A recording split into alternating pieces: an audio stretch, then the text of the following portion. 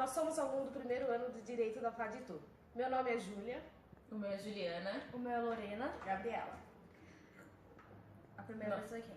Nós vamos colocar aqui a nossa opinião, a opinião referente ao texto do Adorno, que se chama Educação pós-Auschwitz, e a pedido do nosso professor de metodologia, o Marcelo. E temos aí envolvido 4 tópicos baseados em questões, e cada uma vai exemplificar aquilo que entendeu referente ao texto, começando pela Júlia. O texto é a reflexão sobre a importância da educação pós os acontecimentos de Auschwitz. Para quem não sabe, Auschwitz foi um campo de concentração que nele obtinha o sistema nazista, onde eles queriam matar mais pessoas com menos custos. O texto fala também sobre o Adorno classificar como motivo desse acontecimento a coisificação, que para ele é o extremo da racionalização que se tornou força após a Ilustração do século XVIII.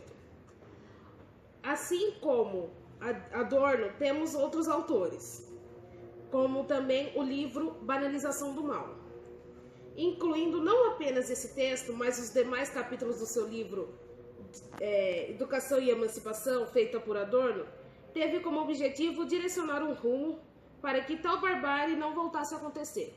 Porque na época do nazismo, os comandantes, soldados, achavam que obtinham poder sobre as pessoas, gays, judeus e ciganos, e que eles poderiam fazer qualquer coisa, assim, até mesmo matar eles, só pelo fato deles serem diferentes das pessoas que eles queriam na sociedade deles.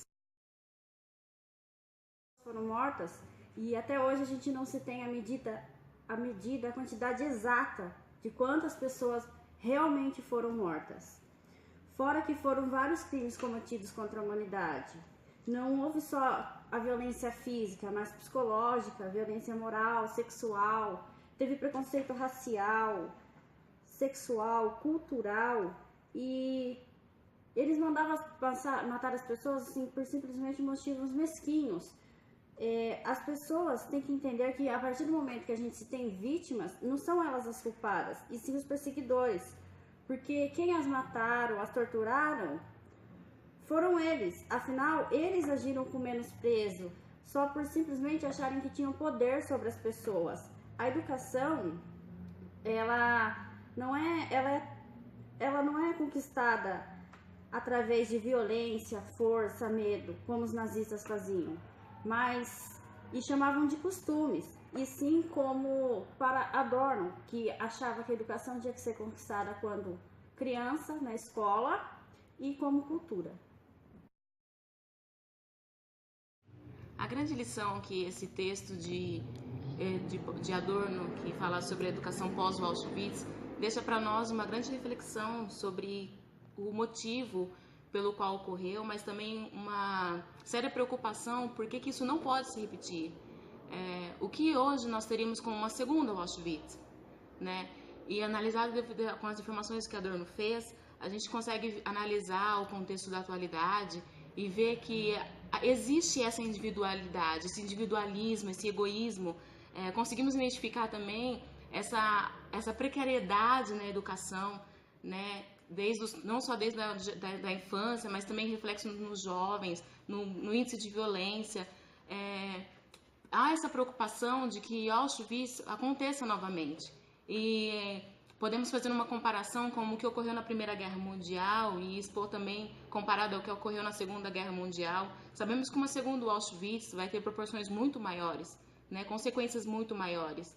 E por isso a tamanha importância desse texto para nós.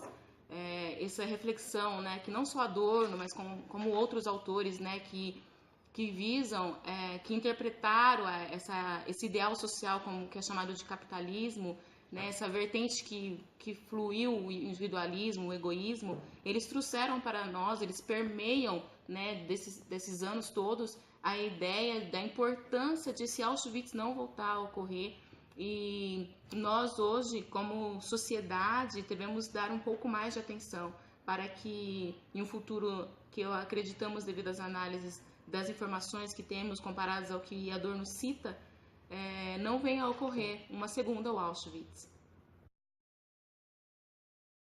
Atualmente, no mundo que vivemos hoje em dia, após o Auschwitz, vivem outros tipos de casos parecidos com o que aconteceu naquela época, como o tráfico de mulheres, que é um caso gravíssimo no mundo que vivemos hoje em dia, o tráfico de órgãos, a questão da perseguição religiosa, que mata hoje em dia muitas pessoas com religião distinta de outras pessoas, as pessoas não aceitam isso, ou a questão de ainda homossexual, que os homossexuais eles ainda são perseguidos, como naquela época eles foram perseguidos. Então, para onde estamos caminhando é para uma sociedade que, sem a educação, ela não vai se aprimorar no conhecimento para não ocorrer esse tipo de coisa, esse tipo de crime. Enquanto a educação não for primordial no mundo que vivemos hoje em dia, não vai se concretizar nada do que Adorno quis propor no livro. E como ele diz, a educação é a base de tudo. É a base fundamental para um ser humano e para a sociedade, para um ser viver em sociedade, é preciso educação. E no mundo que vivemos hoje em dia, na atualidade, isso não é uma coisa constante. Na questão religiosa, as pessoas têm muito preconceito. Se conhecessem um pouquinho mais, tivessem um pouco mais de conhecimento sobre o proposto por outra pessoa, talvez não seria desse jeito.